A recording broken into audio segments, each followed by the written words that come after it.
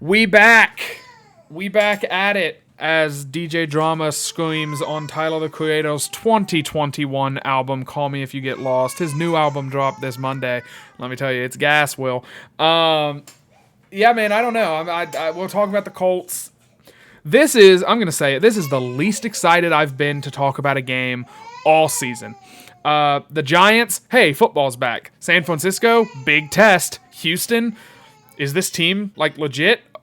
Green Bay, holy crap, this team is legit and it's a division rival, and so on and so forth. London, bye week, a lot of fun stuff to talk about. We're in the thick of it now. This is the trenches of the season. This is, oh my gosh, it's Anthony Richardson and the Colts against the Vikings in a lull. But it's on Sunday Night Football, so maybe I should be excited about that. Another prime time opportunity for these Vikings to prove to all of the haters, well, for real, baby. And I told Delaney, I said, I was thinking about breaking my glasses live on air and like picking us to lose, but I'm not going to. But I'm also not going to put them on. They're going to stay on top of my head.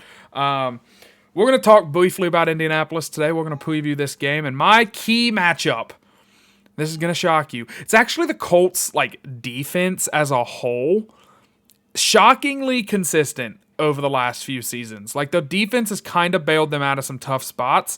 So all the talk this week is going to be Anthony Richardson and Joe Flacco, and Richardson's not a good teammate, and Flacco is just good at football, blah, blah, blah. I am kind of concerned about, we talked yesterday on the show, podcast audience, early on the show, we talked about how the Vikings, stout good, end good, struggle in the middle, and I worry that the Colts are going to continue to make us struggle in the middle of the games. So that's my big concern in this one is how the Vikings will play, the second and third quarters, not just their first and second drive and then their last couple of drives when, they kind of have to have it. So what's your biggest concern in this game? What do the Colts do well that kind of freaks you out? I think honestly my biggest concern is that Joe Flacco plays. Just Valid. because it's not because I think Joe Flacco is going to be a Hall of Famer or anything like that. And if we're talking about the back nine of his career, Joe Flacco is on the porch drinking an Arnold Palmer right now. But he's an old, professional, methodical quarterback who, yes, he throws up some YOLO balls, as evidenced in his tenure with the Browns last year. But he has proven to be a productive quarterback and a at least average, efficient quarterback. Agreed. And Anthony Richardson is neither of those things. All Anthony Richardson is a sort of, highlight reel waiting to happen one way or the other. He's like an extreme version of Jameis Winston right now. 44% completion percentage on the year. Like, that's horrible. That's not just bad. That's what you see in like ninth grade football.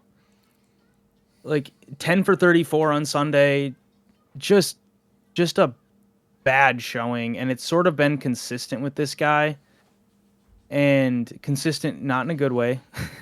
So I also just think when it comes to Brian Flores and young quarterbacks, it's just night. I have no fear of Brian Flores going up against a rookie or second year quarterback. I mean, even against CJ Stroud, he just confused him for 3 hours. But these older quarterbacks have had the most success. The experienced guys, Jared Goff, Jordan Love to a certain extent, but I think that game was sort of an anomaly just by the way it happened. And then, of course, this last week, Matthew Stafford. And so, because what has beaten the Vikings defense is that it's these methodical drives where it's 17 yards over the middle. It's continuous dig routes, and it's these receivers sort of just finding pockets in the zones. I don't trust Anthony Richardson to be able to pick apart a zone, especially when there's pressure in his face. But I would trust Joe Flacco to have at least some level of success against it. Now, if Flacco plays, I still think the Vikings win. But that would honestly be my chief concern. Yeah, I agree with everything you're saying. I think that Flacco definitely. It's crazy. That's kind of everyone agrees with this. That's a unanimous take. I'm not downplaying what you're saying. Everything you said is correct, and I agree with it. But that's like a lot of people are making memes where it's like, who would have thought that, last season after the draft, if you were like, yeah, you are kind of more afraid of Joe Flacco than you are of Anthony Richardson, you'd be like, wow, Richardson must suck. But it really like.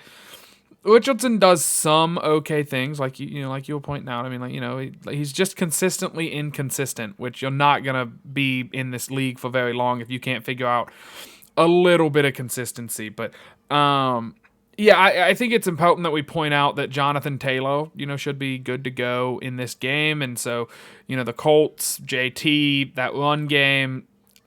I don't think the Vikings were getting pushed around or gashed or anything like that by the Rams on Thursday night, but they had some success, I would say. They definitely were running, successfully. So, just another team coming in, potentially try to play a little bully ball and expose some of this under-talented Vikings interior defensive line. I think it would be a smart strategy from Shane Steichen. I want to talk about what we need to do to secure a dub and, what we would like to see from the Vikings, or what gives us confidence, I think is the best way to put it. And look, while we're doing this show, here on a Monday, I got a notification on my tablet over here that, Jordan Addison does not want to be traded. He spoke with Kevin Seifert. He said, no, I've been saying 3-3 since I was with Pitt. It's just what I say. When I post cool pictures of myself. And, they pushed him on it. They were like, do you want to be traded? So I'm actually look, and I'm going to point this out. Hawkinson's coming back. We talked about that yesterday on the show. I'm pretty confident that the Vikings' other guys are going to have a stretch of success coming up. And it's just because there's too many of them. Like, and when I say the other guys, I mean not Jefferson. And so, like, Hawkinson, Addison, Aaron Jones, Jalen Naylor, maybe. Like, all of them, I think, are about to have a stretch of, like, kind of carrying this team. And Jefferson will go back to his, 7 catches for 86 yards and maybe a touchdown. Like, that kind of production. Well, it's like, yeah, he's helping by being there, but really the role players are carrying him. So I'm gonna say that's what I'm confident in. This Vikings, the talent on this offense is deep, so if they're gonna, I want a full game of dominance. I want Houston again. And if they're going to get there, they're going to need Addison and Hawkinson and everybody to kind of pull their weight. Can't just be the JJ show. And Sam, too. All right? Because the cannons are locked. Okay? I'm just saying, like, I'm ready to go ballistic on Sam. And it won't be as impactful because Sam makes like $12 in a ham sandwich. So it won't be as fun as when it was all Cousins' fault. But now it's all Sam's fault. Like I'll just do that. So what do you have the most confidence in, with this team going against Indianapolis? I would say, too, to your point, they need to start doing more. Like, I would love if we find ourselves in a position where Jefferson is getting 86 yards a game and a touchdown. Like, this offense has so much talent, to your point, and it needs to show up. So I appreciate the confidence there. I'm going to throw a little curveball at you. I'm actually the most confident in the Vikings offense, or let me say this. I think the Vikings offense is the unit that needs to rectify itself more than the defense. There's been freak out over the last 2 weeks, giving up whatever it was, 30 to Detroit, 28 to Los Angeles, and not looking good doing it. So there's a little bit of, oh no, did Flores get solved again? Is this defense actually good? Are they just old? I think they probably outpunched their weight a little bit the first 5 weeks, but I think they're more that team than they are the last 2 games. I'm not as worried about the defense. What I'm more worried about is this offense, and for this game, I actually think it's an okay get-right game. Yes, the Colts have a defense that have sort of saved them from completely floundering in these last few seasons, and they put up enough of a fight to where they have been a respectable team, maybe even if they're not a good team. Last season, if you remember, they were a game away from the playoffs with Gardner Yep. Minshew. They were basically a drop from a running back away from the playoffs, if I remember properly. But I look at this defense, and across the board, they're sort of just meh. They give up the 8th most yards per passing attempt. Not great. They have the 5th most missed tackles in the NFL. Definitely not great, especially when you're trying to tackle Aaron Jones, who is like a slippery noodle. They have it's middle of the pack at best. I don't have the number right in front of me. So it's middle of the pack at best in terms of pressure rate. They're not getting to the quarterback very often. So you look at all those numbers, and it's sort of just it's an okay defense at best and a below average defense, maybe more likely. And that is not a recipe for success when you're facing a team that now brings back TJ Hawkinson and hopefully unlocks a little bit more. And I'd be maybe a little more worried if this was a team that brought a bunch of consistent pressure and they blitzed a lot and they were trying to confuse the Vikings offensive line, but they don't hardly blitz at all. They blitz the second fewest amount in the league. So you're trying to, like, the ability to confuse an offensive line who has a new member in place of Darisaw. I just don't see this defense as completely wrecking the game. And all that, put together, I think this is a spot where the Vikings offense does have a chance to really show up and put up some points. So if there needs to be a get-right game, dare I say it has to be this one. You're at home, and you're just in a position where you're playing a team that is inferior to you, and you have a defense that is suspect to being exposed on the other side. So I like this as a get-right game. I'm just going to get right into my game ball and prediction. I think the Vikings are going to win 30-16. Okay. It's big, it's bold, it's a 2-touchdown win. I know they've struggled to put up as many points in the last 2 games. But like I said, this defense presents an opportunity to go score points. And my game ball is going to Hawkinson, kind of piggybacking on your idea of the other guys. He's back.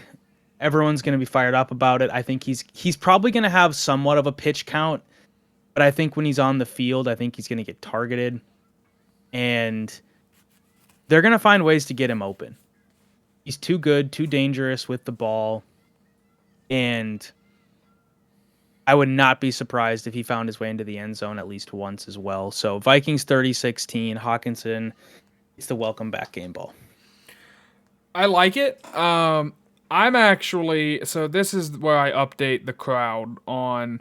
Will currently has a 14 2-touchdown, 1-point lead on me in our points off game that we play, right? Because he's also he's beating me in terms of like just the straight pick'ems. I'm 3-4, he's 4-3. So I feel like if you're picking a 14-point win, I should pick like 21-20 and just predict it to be close. So if it doesn't, like if the Vikings lose, it's close, I'll gain some points back. I'm not going to do that. I'm going to stick with my original gut feeling, which let me rephrase that. I'm going to stick with my secondary gut feeling. My original gut feeling is, yes, you're correct. 30-16. I'm just going to copy your score. Bye, everybody. Skull y'all. I kind of think this is going to be closer than we think. And I think that I don't know, man. There's something, maybe Sam's holding on to the ball long. It feels like it should be a get-right game. But I don't know that NFL teams really have get-right games. But, maybe coming off the mini-bye with playing on Thursday is going to play into it. I'm going to go with the Vikings winning this one 23-16. Kind of funny that we both had 16 in the final whatever. But I think the Vikings are up, I think they get up big. I think they're up 20-3 or something. And then the Colts just kind of stout trying to claw their way back with field goals and stuff like that. But I think that it plays out the way every Vikings game is played out. Well, the Vikings get a turnover, jump out to an early lead, start playing from ahead, and then it turns into a punt fest, and then it gets maybe interesting in the fourth quarter. So I'm going, what did I say? 23-16, right? 23-16. Oh, I should probably put that we're going to win this game. But yeah, and then my game ball, I think part of the reason the defense has looked suspect is because Blake Cashman has been out, and so I'm going to go with Blake Cashman. I think him coming back is going to be a tremendous add. Maybe he is doing a lot more than what we originally thought, and that's part of it. And I hope that narrative gets pushed, because I would love nothing more than for the Vikings to win this game like 1,000,000-6, and the defense be back to like, oh yeah, they're the best in the league. And it really is, Cashman is like the puppet master, just putting everyone where they need to be, and then everybody goes out there and executes. So I don't know. I'm giving it to Cashman. It'll be his, first game back with this little toe that he's dealing with. So I'm hoping that changes everything, and we get back to talking about Super Bowls and Sam Darnold extensions, and not panicking and me having to be grumpy, I hate the Vikings quarterback guy, because that's what I default to now. Is as soon as we lose a game, I'm that. Let me really quickly, because I'm gonna pass it to you to do to close us, I think. So let me just really quickly do the whatevers. Follow him on Twitter at WillBadLose. Follow the show on Twitter at LTB Vikings. Smash that subscribe button. Hammer the like button. Comment, all that stuff. Share it with your friends. Shop Unified. My final thoughts podcast audience. Very simple. It is just, hey, the Packers and Detroit play this week, and I am legit. I never do this. If you watch this video, I want you to comment down below who you want to win that game. I hate doing that. It's such a little, it's I'm not fishing for content. I'm legitimately curious. I think we have to root for Green Bay, just from a standings perspective, because if we win and Green Bay wins, then we're all it can turn it into a big three-way mess. And I know it's early, but I would like to see Detroit get humbled, so I guess I'm rooting for the Packers. I don't know. Let me know if you agree or disagree. Will, I'll shut up. I talked for a long time there, so I'll catch my breath. My apologies, my friend. I'll let you get everything off your chest and take us home. I agree. It's one of those games where I don't really care.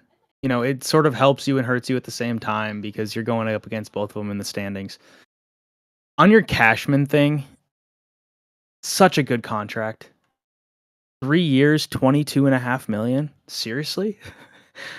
Like, that guy's making $7 million a year and has been so instrumental to this defense. Such a good contract. The final thought that I have, just pile on to Anthony Richardson. Now he'll probably come back and burn me and throw for 4 touchdowns and run for another one, and the Colts will beat us 38-7. But I just can't get over the fact that a 22-year-old starting quarterback pulled himself out of a football game on a 3rd down in the red zone because he got tired. In all my years, I just never would have imagined that was a legitimate reason. I'm just kind of speechless. I read a couple articles on it today, just seeing how legitimate this was. Yeah, there's quotes everywhere. He just got tired, and he didn't feel like he could do the next play. Which to me, that just screams you're out of shape. Because Lamar Jackson has run up and down the field time and time again, and then just walked back to the huddle and done it all over again. And Josh Allen runs through brick walls and goes back to the huddle and does it all over again. And Anthony Richardson is 22 years old, should be in the greatest shape of his young life, and needs to take himself out on a critical 3rd down in the red zone. Just beyond me. I don't understand it. Maybe he's going to be awesome. I just feel like up until this point, he's just been a meme. And I'm curious to watch him play against my team and just sort of see how I react to his play style and sort of the wow factor with him. But thus far, he has not impressed me, and Sunday against Houston was not an exception to that. We will react to how that young man and the Indianapolis Colts play against the Minnesota Vikings next week. We'll break it down and we'll prepare y'all for whatever the next game is. I think is it Tennessee or something like It's that? Jacksonville and then Tennessee. Oh, my Jags. I don't know who I'm going to cheer for that week. Yo, beloved We'll get there. Jags. It's gonna be a big one. Hopefully that game is not in London, as the Jaguars now I think play there permanently. Yeah. That's it for now. We'll talk to you guys hopefully after the Vikings' 6th win. Skol, y'all.